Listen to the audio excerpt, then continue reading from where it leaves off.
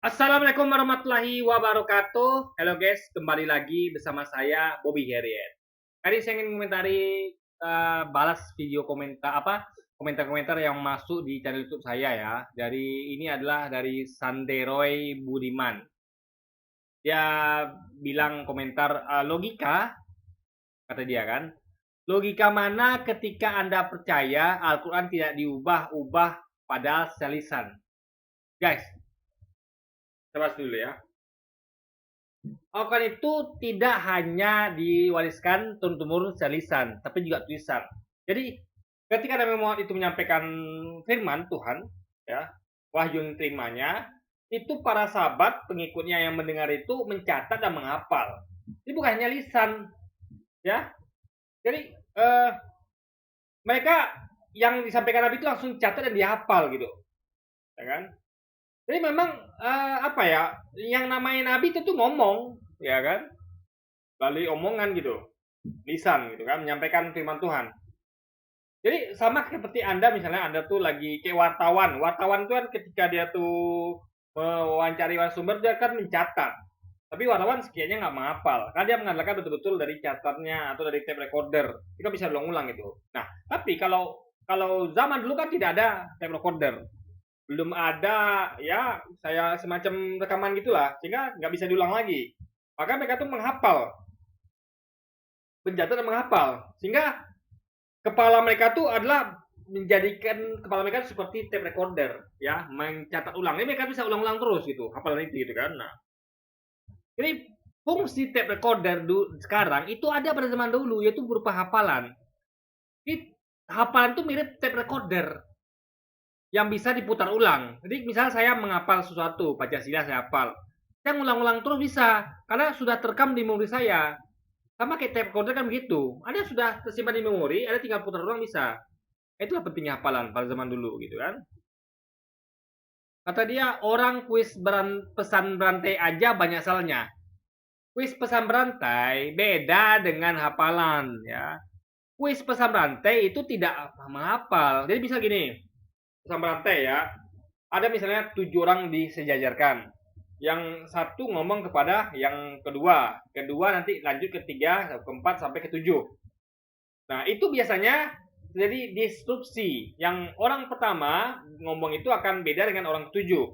Karena di tengah-tengah tuh ada masalah disrupsi. Jadi mungkin ada pesan yang kurang sampai atau berubah gitu kan. Karena yang menerima pesan itu eh, tidak kurang baik kemampuan menangkap pesannya dan ada juga mungkin orang yang kurang baik dalam kemampuan menyampaikan pesan yang terimanya gitu. Jadi ada peluang itu. Nah, itulah terjadi pada kalian, bukan pada kami. Karena kami sistemnya nggak seperti itu, ya. Kami itu sebelum pesan itu sampai ke yang lain, itu dicatat dan dihafal. Dan itu bukan pesan berantai, tapi Nabi ngomong didengar oleh beberapa orang sekaligus, gitu. Jadi didengar, jadi bukan kayak pesan berantai yang bisik-bisik enggak, yang tahu hanya per orang enggak. Nabi Muhammad itu menyampaikan itu masal di tengah pengikutnya gitu, di tengah jemaatnya gitu. Jadi orang itu banyak yang menghafal dan mencatat. Dan mereka bisa, makanya kalau gini, kalau dia mau paham ya, coba lihat ya orang yang murotal Quran. Lalu ada bandingkan dengan Qurannya, teks Qurannya. Ada perbedaan nggak? Tidak akan ada temukan perbedaan. Sama kayak misalnya kayak kita sholat. Apa yang saya baca dalam sholat, ya ayat pendek atau apapun itu sama dengan yang lain sholat juga sama gitu. Itu bukti bahwa nggak jadi dirusi. Karena ini waktu dia lagi hafalan ya dan diwariskan turun-temurun ya, lisan maupun tulisan. Jadi beda dengan pesan berantai. Jadi Sanero Budiman ini nggak bisa bedakan antara pesan berantai dengan hafalan tulisan berantai guys. Beda itu ya. Logika mana ketika Anda percaya hadis tapi yang tulis hadis cuma bilang katanya ditulis ratusan tahun setelah Muhammad wafat dan ditulis oleh orang bukan Mekah. Ibaratnya sejarah Soekarno lebih dipercaya ditulis orang Thailand tahun 2100 daripada ditulis oleh Ajar Soekarno pada tahun 1970. Nah, ini semua saya jawab. Gini guys ya. Kalau kita lihat Alkitab dulu deh, biar Anda paham ya. Alkitab itu ya, Anda bayangkan ya, Itu justru dia sedang ngomong tentang Alkitab ini, ya. Karena Alkitab itu begitu, ya. Jadi Alkitab itu ditemukan, ingat ditemukan. Ditemukan manuskrip kira-kira berusia berapa gitu. Lalu diperkirakan bahwa yang menulis itu adalah murid Yesus yang bernama mungkin Matius, Lukas gitu kan. Nah, itu diperkirakan. Nggak ada satima. Kita nggak tahu betul apa itu betul orang yang bernama Matius atau tidak. Apa betul itu orang yang bernama Lukas atau tidak. Kita nggak pernah tahu. Karena metodologinya ditemukan. Nggak ada kepastian, guys. Kalau Anda menemukan suatu buku ya, lalu ada kira-kira nih, mungkin bukunya si Budi nih. Ya, iya kalau iya. Kalau enggak gimana? Karena yang menemukan manuskrip itu tidak pernah ketemu dengan orang-orang itu, dengan Lukas, dengan Matius, atau dengan Yesus bahkan tidak pernah. Karena mereka hanya menemukan.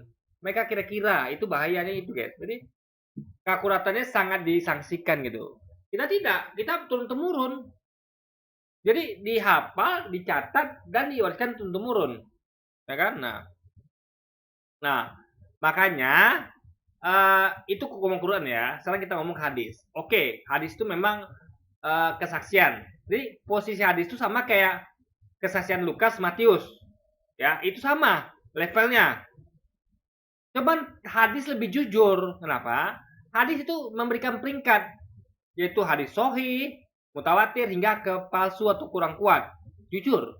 Karena dilihat siapa perawinya, dicek siapa perawinya, kesaksian siapa ini. Karena kan yang bersaksi itu kan tidak official, bukan nabi langsung, bukan utusan Tuhan, tapi hanya manusia yang merupakan pengikut nabi, mungkin muridnya, sahabatnya, gitu kan. Jadi itu bukan official, sehingga perlu dikaji lagi, dicek lagi. Ini orang hadis ini levelnya apakah asli, tohih gitu kan, ataukah palsu, gitu. Jadi ada kejujuran dalam hadis, gitu. Ya. Jadi kalau ngomong katanya memang iya di apa namanya diriwayatkan dari si fulan lalu meriwayatkan pada si fulan memang ada katanya tapi masalahnya katanya itu bukan sembarang katanya, dicek langsung kalau kasih. Jadi para ahli hadis itu bukan dengar katanya ya enggak, dia cek lagi katanya begini, dia cek situ, katanya begini, dia cek situ, dia cek semua itu sumber-sumber tuh guys. Itu ahli hadis itu. Ini effortnya luar biasa, bukan orang yang kayak saya nih. Oh, kata orang kampung sebelah si Anu begini, udah.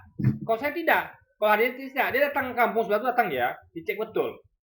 Kamu dengar siapa? Dari Pak Budi misalnya. Datangnya Pak Budi. Bapak udah dengar siapa? Dari Pak ini. Ditelusuri sampai ke awal ya. Itu ada itu begitu, nggak sembarangan.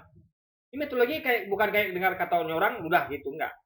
Jadi kata orang itu betul tuntaskan sampai kata orang yang pertama kali.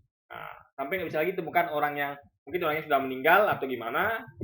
Nah, jadi betul-betul dengan effort luar biasa. Itu pun masih ada peringkatnya gitu. Mungkin misalnya kayak ada perbedaan kesaksian. Misalnya yang ini ngomong ini, yang ini ngomong ini, itu berarti hadisnya kurang kuat gitu. Karena tidak banyak kesamaan gitu kan. Hadisnya kurang kuat. Tapi kalau yang banyak kesamaan, misalnya semua sepakat bahwa memang ini dia dengar ini juga, dia mendengar sama, baru itu bisa dikatakan hadisnya sahih, guys. Juga tengok juga dari perawinya yang menyampaikan itu, apakah dia tuh orang yang sudah pikun kah, orang yang berakal atau bagaimana, itu dikasih standar lagi gitu, dinilai lagi gitu. Jadi ketat hadis itu guys, penilaiannya ketat. Jadi enggak dan sumbernya terpercaya, nggak sembarang sumber gitu. Beda dengan kesaksian Matius, Lukas, itu nggak ada, peringkat itu nggak ada. Semua percaya saja sama kesaksian Lukas, Matius. Padahal mereka adalah manusia biasa. Yang kita pun nggak tahu memang udah itu Lukas atau Matius apa tidak. Kan tidak ada satima, guys. Nah, jadi makanya ya kita lihat level Alkitab itu sama seperti Al-Quran campur hadis. Ya, di situ ada kata-kata Yesus ada, itulah Injil. Injil adalah apa yang Yesus beritakan. Yesus mengatakan bahwa aku yang telah memberitakan Injil dari Allah pada kalian. Artinya Injil itu adalah apa yang Yesus beritakan. Karena dia official, resmi. Selain itu bukan Injil. Injil adalah sesuatu yang resmi yang diberitakan Yesus. Jadi kalau ada kesaksian Lukas, Matius, itu bukan Injil harusnya. Tapi hanya kesaksian Lukas, Matius. Yang dalamnya mungkin ada Injil, yaitu perkataan Yesus. Misalnya Lukas mengatakan Yesus berkata, itu kata Yesus itu Injil loh. Nah, paham ya? Jadi dalam kesaksian Lukas Matius memang ada Injil. Tapi tidak boleh disematkan Injil itu kepada kesaksian, nggak bisa. Karena Injil itu adalah firman Tuhan, 100% firman Tuhan, bukan firman atau kesaksian manusia. Itu harus dipahami, guys.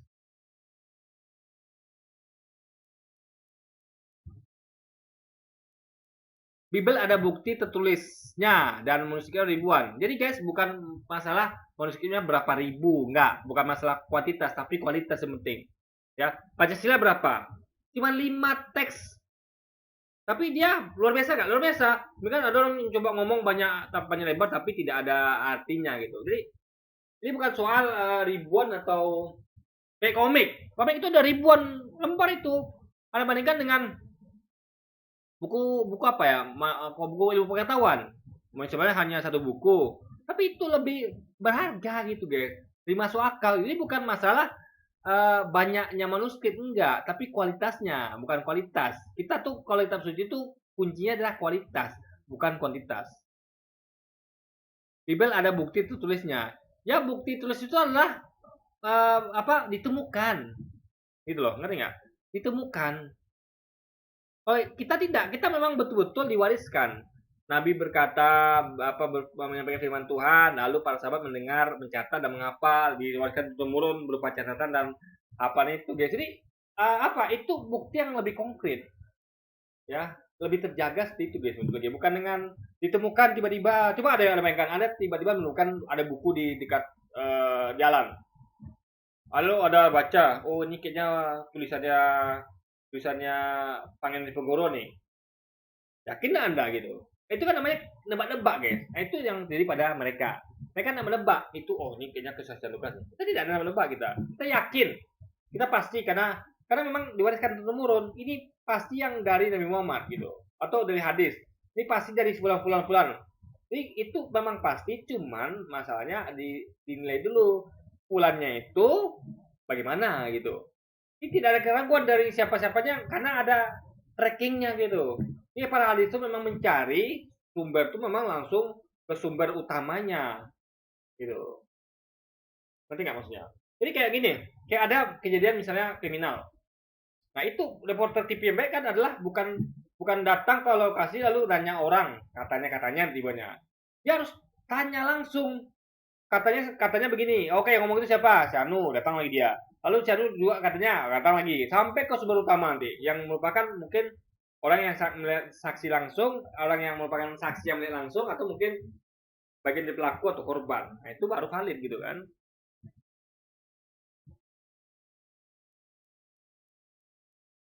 Coba logika Anda, kalau di pengadilan mana yang lebih kuat, Bible atau Quran? Bible atau hadis? Guys ya, yang paling kuat nomor 1 adalah Al-Quran, ya. Nomor 2 hadis, 3 baru Bible. Kenapa? Karena Al-Quran itu 100% firman Tuhan. Bible campuran.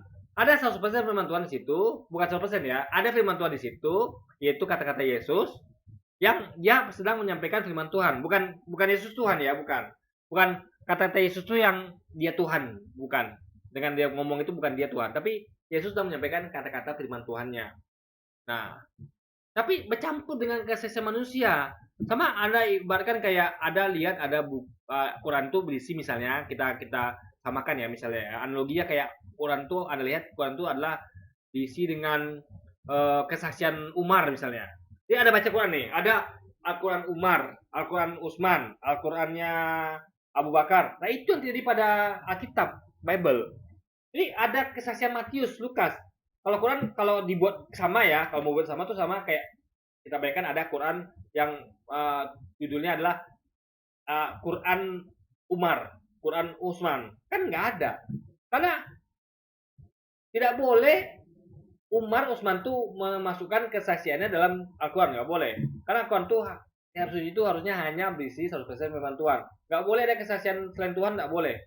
Jadi perkataan Nabi pun yang disampaikan dalam kitab itu adalah isinya firman Tuhan, wahyu Tuhan yang Nabi itu dengar dan disampaikan oleh Nabi itu tanpa tambah-tambah tuh orang guys. Persis sama apa yang didengar dari Tuhan gitu. Nah, itu adalah kitab suci. Tapi lihat Bible, udah sama kayak hadis. Ya, ada kesaksian manusia di situ. Dan sayangnya lagi tidak teliti lebih jauh. Manusia ini seperti apa? Apakah dia sehat, apakah dia tuh belum pikun dan segala macamnya gitu guys. Logika mana katanya Muhammad membelah bulan? Berarti nggak pernah belajar karena tidak tahu pengaruh gaya bulan terhadap bumi. Dia nggak ngerti arti mukjizat. Mukjizat itu adalah semuanya melawan ya ilmu fisika kimia. Contoh, Musa belah lautan. Itu melanggar ilmu fisika dan hukum fisika dan kimia. Yesus menghidupkan orang mati. Dia membuat burung kita lihat. Atau Yesus misalnya kayak mukjizat dia yang lain gitu. Itu semuanya bertentangan ilmu fisika dan kimia. Ngerti nggak? Jadi kalau logikanya bahwa kalau ada sesuatu yang ajaib misalnya belah bulan berarti itu nggak nggak tahu pengaruh gaya bulan terhadap bumi, artinya ya dia nggak ngerti apa itu mukjizat. Mukjizat itu adalah sesuatu yang tidak masuk akal, yang mustahil dilakukan oleh manusia dan pasti melanggar hukum fisika kimia. Pasti itu. Bukan kita nggak tahu hukum fisika kimia atau ya karena kan kalau pengaruh gaya bulan terhadap bumi kan berarti larinya itu adalah fisika. Ya. Bukan kita nggak tahu, kita tahu. Tapi itulah mukjizat. Mukjizat itu bertentangan atau melawan hukum alam gitu. Karena kalau sesuai dengan hukum alam itu namanya mukjizat, tapi hal normal. Contoh, saya harusnya nggak bisa belah lautan, ya, tapi bisa. Nah, itulah mukjizat. Itu berarti sudah melanggar atau melembus batas hukum fisika, hukum alam, guys. Orang normalnya ya ikut hukum alam dia nggak bisa belah lautan, nggak bisa, karena tidak bisa menurut ilmu fisika dan kimia. Tapi bisa karena bisa itu melampaui atau menobrak batas hukum fisika dan kimia itu guys. Itu gak berikutnya. Jadi orang ini nggak ngerti apa itu mukjizat gitu. Dia samakan mukjizat itu sama kayak kita hidup normal gini. Bahwa seharusnya bulan tidak mungkin dibelah. Bahwa seharusnya Musa nggak mungkin belah lautan. Bahwa seharusnya Yesus nggak mungkin hidupkan orang mati. Ya ini makanya itulah gunanya iman. Iman itu percaya pada suatu hal-hal yang goib, mukjizat gitu kan. Memang mukjizat itu memang bertentangan hukum alam, hukum fisika kimia gitu. Ya itulah mukjizat. Kalau sesuai namanya bukan mukjizat, tapi hal normal. Saya nggak bisa belah lautan, berarti saya nggak punya mukjizat. Tidak bertentangan dengan hukum alam. Yang nama mukjizat itu ya, itu memang bertentangan dengan hukum alam. Makanya dibilang mukjizat. Hal yang ajaib gitu kan, aneh yang nggak masuk akal. Karena bertentangan hukum fisika kimia. Tapi itu terjadi. Itulah kuasa Tuhan. Kalau Tuhan berkuasa, itu hukum fisika kimia itu bisa terobos ya. Bisa. Contoh misalnya, kayak waktu Tuhan itu menghukum kaum Sodom dan Gomora. Itu hukum fisika bertentangan itu ketika kaum Sodom dan Gomora itu dibalikkan Tuhan dan mereka tuh dikubur dengan daerahnya gitu kan, itu kan melanggar hukum fisika kimia. Tapi itulah Tuhan memperlakukan itu kan. Jadi aneh kalau dia menganggap bahwa mukjizat itu harusnya sesuai dengan hukum fisika kimia. Enggak lah, justru mukjizat itu adalah suatu hal yang melampaui batas hukum fisika kimia, karena itu adalah dari pemberian dari Tuhan, yang Tuhan itu sendiri yang dia tuh yang menciptakan apa yang Anda sebut sebagai hukum fisika dan kimia itu. Jadi kalau dia mau ubah bisa saja, namanya Tuhan gitu kan. Nah, itu poinnya guys. Oke. Jadi mungkin sekian dulu aja video kita ini dan sampai jumpa lagi di video-video selanjutnya. Wassalamualaikum warahmatullahi wabarakatuh guys.